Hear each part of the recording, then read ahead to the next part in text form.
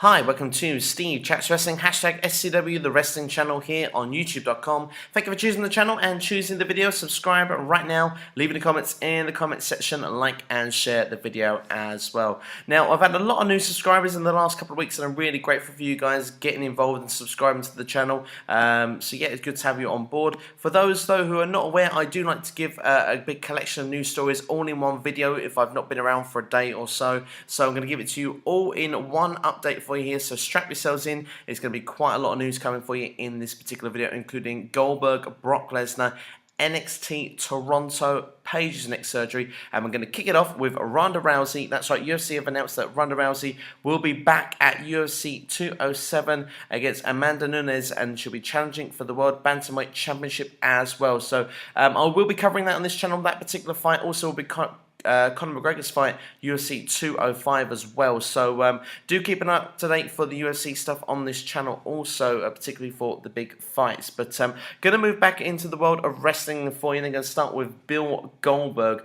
WWE have put together a deal for Bill Goldberg to return over the past few weeks, and apparently it was finalised over just 1 week ago. The plan is for Goldberg to do just one match, but that could change depending on what kind of reaction the match with Brock Lesnar gets at WWE's Survivor Series. Now, of course, Daniel Bryan did kind of leak that it would be at Survivor Series and was disappointed that it wasn't going to be SmackDown promoting this on the road to Survivor Series. But the report goes on to say that there are reportedly still issues between WWE and Goldberg from their past relationship, despite what's been said publicly.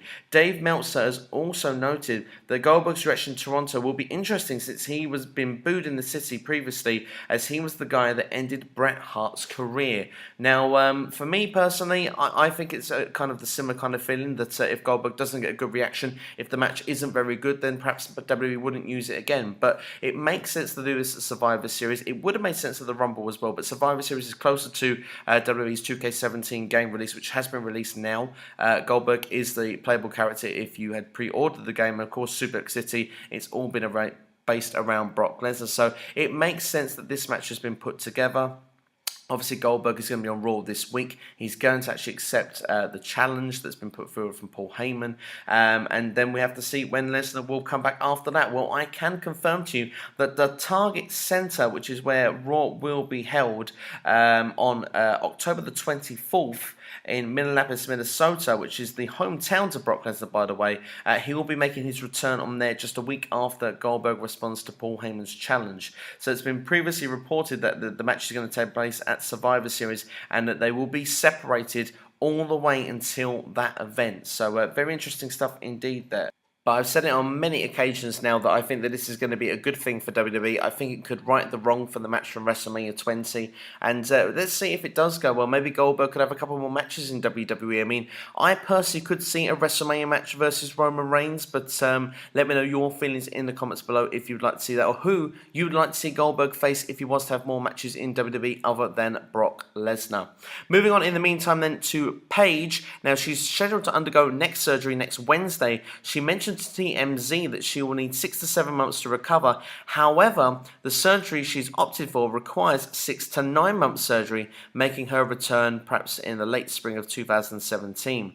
Now, as noted before, and it should be noted, WWE don't believe that Paige actually needs surgery, while Paige's doctors have said otherwise. It's been a big issue between both of the sides. WWE may not pay for the surgery if they don't believe she needs it. Well, it's a big conflict here, and it's hard really to give a full opinion on this particular story because is Paige actually better off without WWE? There seems to be a lot of conflict between the two sides, whether it's been backstage heat, whether it's to do with the injury, whether it's to do with the wellness policy. It just doesn't feel like it's going to end well, and it kind of feels sooner rather than later Paige is not going to be a member of WWE. Now, is she trying to get herself fired with the wellness policy stuff? Time will tell. I'm not entirely sure really with anything, but I've said previously many times before I'd love to see Paige stay in WWE. I think there's a lot to give from her, but maybe it just get her career back on track if she was to come away from WWE. And there were some great performers outside the company, and maybe someone like TNA would be a good destination for her. I mean, a match with her and Gail Kim would be amazing to watch as well.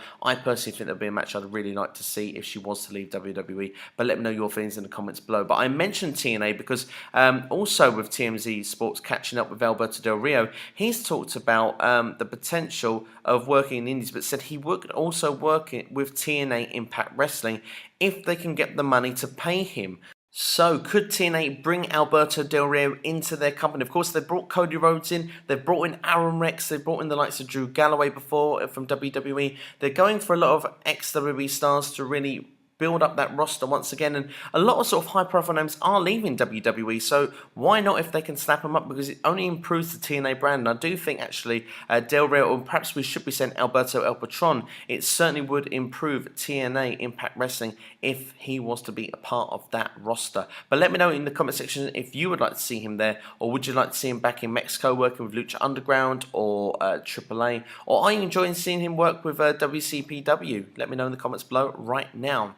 Could Chris Jericho be added to the Kevin Owens-Seth Rollins match still at Hell in a Cell's pay-per-view? Well, apparently it was not originally planned to be inside the Hell in a Cell structure, that match. WWE decided it was better, though, for the Universal title's prestige to have the belt contested inside the cage structure. Once it was decided to have the match inside the cage, the original idea of a triple threat match with Chris Jericho joining Kevin Owens and Seth Rollins in the mix was dropped. There is still a possibility that Jericho could be added to the match as a special guest referee. Well, if it's anything like Dean Ambrose's referee role, then I don't think it's a good thing for Seth Rollins at the pay-per-view. I'm going to say right now that I've got a major problem with the Hell in a Cell pay-per-view. I'm not a fan that there's 3 Hell in a Cell matches there. Are we talking about overkill or what? For me, really, these gimmick pay-per-views need to stop. I remember the element of surprise for Hell in a Cell, and I'm sure you've heard this said by other people before. I'm not the first one to say this, but it's because it's true. Hell in a Cell used to be an event, or used to be a match that was brought in to end a rivalry when you just couldn't stop the rivalry any further. If it was never going to finish, you put them inside Hell in a Cell. And you just kind of sit there and think to yourself, well, do any of these rivalries really merit that? And I don't think any of them do. I personally would like to have seen actually the Hell in a Cell pay-per-view replaced and put in as Halloween Havoc instead. It's only one day removed from Halloween anyway. It would have been a perfect time to introduce that former WCW pay-per-view, personally, if you're asking me. But I looking at the matches, I'm kind of excited about the Sasha Banks-Charlotte match, although I don't think they're actually going to use much of the structure, if I'm being brutally honest. I just think it's going to be the same match in the cage. These matches are now watered down anyway from WWE standards. That we're never really going to get the same as what we've had in the previous. I know Shane McMahon at WrestleMania jumped off the top of the cell, but I'm not expecting anyone to do that of this next pay-per-view. We'd be lucky if any of them even go to the top of the cell really during the match, if we're brutally honest. But I don't know. I'm not a fan of this. I'm not a fan of Roman Reigns and Rusev inside the cell. Owens and Seth Rollins is the main event, so I kind of understand for the belt prestige, but again, I just don't think any of the real matches merit it. If any of the matches I would have done, I suppose I would have done Sasha Banks and Charlotte, because that rivalry is going over 2 years, but I'm still not convinced that rivalry is going to finish, even though when Sasha Banks wins probably at Hell in a Cell, I imagine they're probably going to clash again somewhere down the road in a few months' time. It's one of those feuds that you just don't really ever see finishing. But enough of the Raw side, let's talk about SmackDown. Well, on a recent interview with ESPN, AJ Styles was asked if he had a list of must-face guys or dream opponents that he would like to face at some point in his WWE tenure. Styles responded by saying that I always say when it comes to dream matches that it's not up to me, it's up to the WWE Universe, that's up to the fans, but there is a guy on SmackDown that I've yet to wrestle yet. That's certainly going to happen at some point, and that's Randy Orton. Now, very interesting, because I think that match is certainly got WrestleMania worthy all over it. Now, there was rumours it was going to take place at Survivor Series, and I brought that before, saying that could happen. It's not happening at the moment. Of course, Styles is slated to feud with Orton after his feud with John Cena is concluded, but it seems that WWE is extending that feud, and it will pick up after Survivor Series. In the meantime, Orton is slated to feud with Bray Wyatt, while Styles feuds with Dean Ambrose. Now, for me personally, I thought as well Dean Ambrose was going to be filming with WWE's films. Maybe he can still be a part of SmackDown. Maybe it doesn't actually clash with anything. That's just good for SmackDown Live. Looking at it, I think that Randy Orton and AJ Styles could happen at WrestleMania here at this rate. John Cena perhaps to come back after Survivor Series. It would seem weird to put it at Royal Rumble, but then it comes to a lot of things of what John Cena would do going forward. Rumors are they'll have a match with The Undertaker at WrestleMania, but if we go on to The Undertaker, there's been a recent photo surfacing online that shows the dead man actually on crutches to get around. A couple of months back, there was a photo of him surfacing online showing him used to support with a cane, but friends were saying that was just a prop for a photo, and maybe it seems like that was actually just a load of rubbish, really. Maybe there's actually something generally wrong with The Undertaker's legs. I mean, is he going to come back for WrestleMania? Rumors said that if he was going to come back, he would face only John Cena. Well, if he was going to face, not able to come to WrestleMania and face John Cena, then what happens with this chasing 16 World Championships?